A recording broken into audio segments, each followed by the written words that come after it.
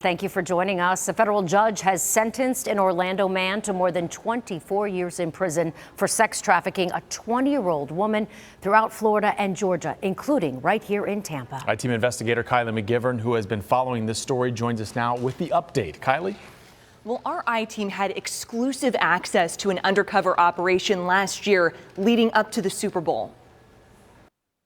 We were there when the Tampa Bay Human Trafficking Task Force arrested Henry Lee White III, a convicted felon with a handgun. Officers also found cell phones used to communicate with sex buyers and to post sex ads online. It was at the hotel where the task force, made up of state, local, federal law enforcement agencies and anti-human trafficking nonprofits, rescued White's victim. Court documents reveal White's older brother is currently serving a life sentence in a Florida state prison for trafficking the same victim when she was a juvenile. Prosecutors say White followed in his brother's footsteps in the summer of 2020 when he repeatedly reached out to her on social media and targeted the victim knowing that she was vulnerable. White then required her to get tattoos of his name and initials, controlled her by implementing rules with Johns, and made her give him all of the money. The victim told law enforcement he beat her often and said at a Tampa hotel, White played Russian roulette with her.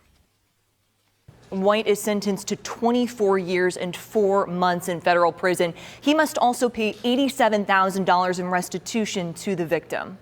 Yeah, Kylie, and from what you've reported in the past, these seem like they're difficult cases to prosecute.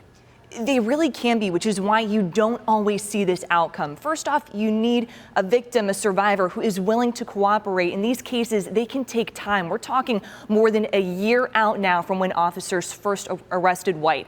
And there are times the victims have to testify against their trafficker. As you can imagine, that can be incredibly difficult. I'm sure it would be. So did this victim have to testify against her trafficker in this case? So in this case, she did not. White pled guilty. Now, another challenge in these human trafficking cases is you have to be able to prove that there was fraud, force, or coercion. And in this case, those federal prosecutors, they were able to show that. All right, Kylie, thank you.